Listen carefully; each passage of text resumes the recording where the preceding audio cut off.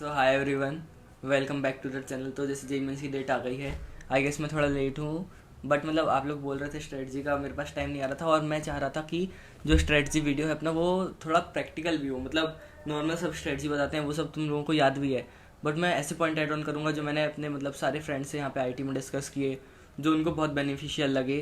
Plus थोड़े practical point ऐसे भी जो मतलब नॉर्मल कन्वेंशनली टीचर्स नहीं बोलते हैं या कोई नहीं बोलता, बट ऐसा सीनियर और भैया जो भी बोलो, मैं वो सब पॉइंट भी इंक्लूड करूँगा जो भले ही वो सुनने में अच्छे ना लगते हो बट आपके मार्क्स बढ़ाएंगे। सबसे पहले मतलब मैंने उनको नोट डाउन कर लिया हूँ, तो जनरल पॉइंट्स बोलूँगा मैं कि जो आपका फर्स्ट फोकस होना चाहिए वो आप पहले अपना सिलेबस देखो। यदि वो सिलेबस 50% से कम कंप्लीट है या फिर 60 से भी कम कंप्लीट है, सो फोकस करो उसको कंप्लीशन में और सेकेंड मेंस को टारगेट करो। अब जिनका मेंस अभी है उसमें दो कैटेगरी है, एक जिनका 60 से 80-85% कवर है और दूसरा वही 80-85 से 100 के बीच में है। जिनका 85 से 100 के बीच में है वो तो ट्राई करो कि मतलब यदि उनको एडवांस की भी प्रिपरेशन करनी है तो हर वीक एक एडवांस का टेस्ट और 2 से 3 मेंस का टेस्ट दे रहे हूँ। और जिनका वो 60 से 85 की रेंज में है वो ट्राई करो कि पहले उनका सिलेबस कंप्लीट हो, और सिलेबस कंप्लीशन भी कि इतना करो कि बस मेंस वाली एक्सरसाइज कर लो और प्रीवियस ईयर लगा लो मेंस के, वो भी 2022 के। और मतलब सिलेबस पहले निपटना जरूरी है। सारे मतलब मेंस जो देखता है, मेंस देखता है कि आपके सारे टॉपिक्स कवर हैं कि नहीं, वो डेप्थ उतनी नहीं देखता है except for mathematics. So try करो कि आपका सिलेबस कंप्लीट हो जाए पूरा, और वो सिलेबस कंप्लीशन में बस मेंस वाला पार्ट ही, मतलब भले ही वो मेंस लेवल का कंप्लीट हो, एक बार सिलेबस कंप्लीशन के साथ मेंस दो, सो उसका फ़ायदा मिलेगा ही। और जिनका थोड़ा मतलब जिनको लग रहा है कि हाँ हमारा मेंस सही चल रहा है, वो मेंस के तो हर अल्टरनेट डे या फिर हर दिन टेस्ट दो, साथ में एडवांस के भी हर वीक एक एक टेस्ट देते जाओ। अब उसमें टेस्ट तीनों जो देंगे, तीनों कैटेगरी के बच्चे, उसमें मेन चीज़ है मॉक टेस्ट का एनालिसिस।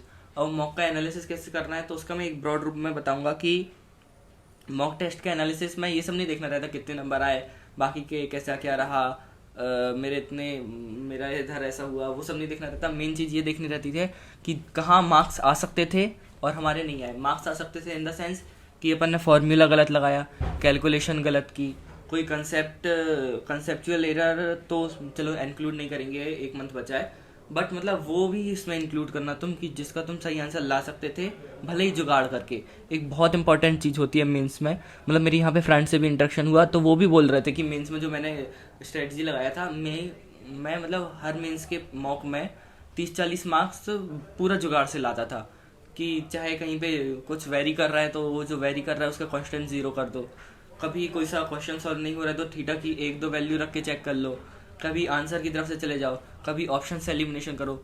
ये सब चीज़ आपका कैसे होगा, ये सब चीज़ तब होगा जब आप मॉक टेस्ट दोगे, मॉक टेस्ट में बार बार ये चीज़ को इम्प्लीमेंट करोगे।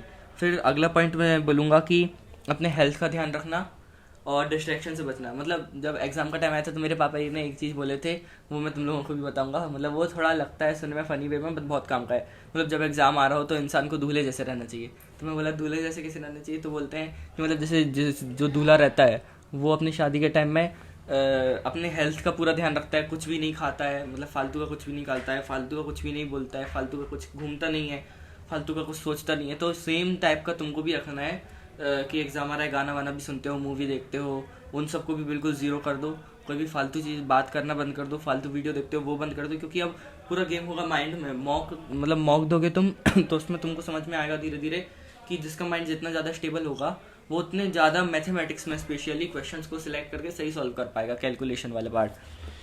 फिर हाँ, रटने वाले जो भी पार्ट है वो सब रोज़ रिवाइज करते चलो। मतलब अब तुम लोगों को रटने वाला पार्ट समझ में आ रहा होगा, तो मतलब उसको मैं आगे इंक्लूड करूँगा ही। रटने वाला पार्ट रोज़ करते चलो। मतलब मैं तो क्या कर रहा था एंड के टाइम में, जब मतलब मेरे एग्जाम्स पास में थे, मैंने शॉर्ट नोट्स बना लिया था रटने वाले पार्ट के। और मतलब वो लोग तुम बोलोगे तो फिर मैं कहीं से उसको मेरे वाले शॉर्ट नोट्स को अपलोड भी कर दूंगा।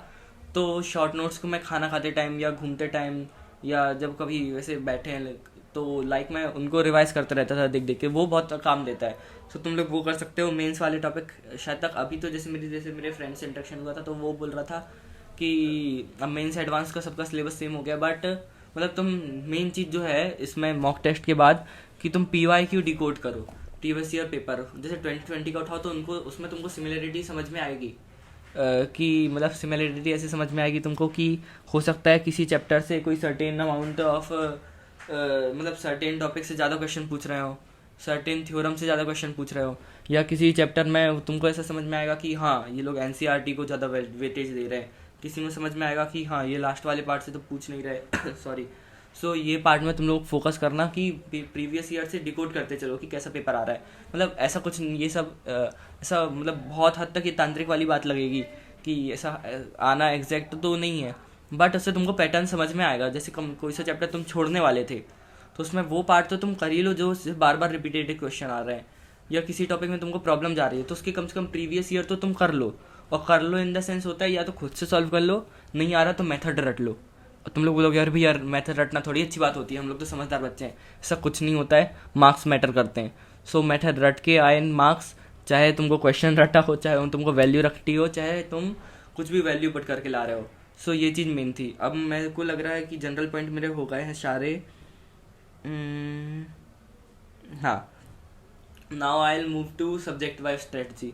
सबसे पहले मैथमेटिक्स। मैथमेटिक्स का सबसे पहला पॉइंट ये याद रखना, कम मार्क्स में भी बहुत अच्छी परसेंटाइल आती है। लास्ट के 2 ईयर के मैंने स्टेट्स देखा, इस साल अब हो सकता है कि बदल जाएं, बट बदलेंगे भी तो जैसे तुम्हारा सब सब्जेक्ट तो एक डिसेंट लेवल पे तैयार होने ही चाहिए। उसके बाद मैं एड ऑन बोल रहा हूँ कि यदि किसी सब्जेक्ट पे ज़्यादा मेहनत करनी है, मतलब जिसमें तुमको पता है कि हार्ड क्वेश्चन आ सकते हैं, तो मैक्सिमम प्रोबेबिलिटी है मैथमेटिक्स की। सो ट्राई करो कि मैथमेटिक्स में यदि कोई सा पार्ट मतलब सब टॉपिक सारे टॉपिक्स एक डिसेंट लेवल तक कवर करो, और उसके बाद प्रीवियस ईयर से डिकोड करो कि जैसे तुमको समझ में आएगा कि वो सीक्वेंस सीरीज से एजीपी वाले क्वेश्चन ज़्यादा पूछ रहे हैं, या फिर क्वाड्रेटिक से वो जनरल इक्वेशन वाले या थ्योरी ऑफ इक्वेशन इन सब से क्वेश्चन पूछ रहा है, या बाइनोमियल में वो रिमाइंडर का पूछ रहा है। वो सब तुम डिकोड करके तुमको पता चलते जाएगा, और उन्हीं टॉपिक पे तुम मैक्सिमम फोकस करना। मतलब मैक्सिमम फोकस करना इन द सेंस कि बाकी सब निपटाने के बाद वो उस टाइप के वो प्रीवियस ईयर से आएगा। और मैथमेटिक्स में मतलब कैलकुलेशन की प्रैक्टिस करना। मेंस वाले बहुत बहुत गंदी कैलकुलेशन देते हैं। मतलब लिटरली मेरा जो मेंस 1 था उसमें मेरा उतना सही नहीं मैथ्स हो पाया था। जैसे मेरा मेंस 2 में मैथमेटिक्स में जब तक 99% आया था, ऐसे ही कुछ आया था, 98.9 जो भी हो। मतलब उसमें फ़ायदा मेरे को ये चीज़ ने दी थी कि जैसे जब सॉल्व कर रहे हो तो वैल्यू ऐसी ऐसी भी आती है 17.59। वो बच्चा सॉल्व करते टाइम जिसकी प्रैक्टिस नहीं है वो सोचता है कि मैं गलत कर रहा हूँ, बट वो सही हो जा रहा होता है। तो ये सब तुमको मॉक दे के आएगा। मॉक देने से एक फ़ायदा ये होगा कि तुम मेन सबसे ज़रूरी चीज़ है मैथमेटिक्स में मॉक, कि उसमें तुम डिकोड कर पाओगे। मतलब ये पता चलते जाएगा तुमको कि तुम कहाँ गलती कर रहे हो। कुछ से क्वेश्चन में तुम कैसे सॉल्व करना है, तुमको 25 में से 15 क्वेश्चन अपने हिसाब के या जो भी डुएबल क्वेश्चन है वो कैसे छांटने हैं वो मॉक से पता चलेगा। Now moving to physics. Physics chemistry दोनों में मेन चीज़ तो ये है सिलेबस पूरा कंप्लीट होना चाहिए।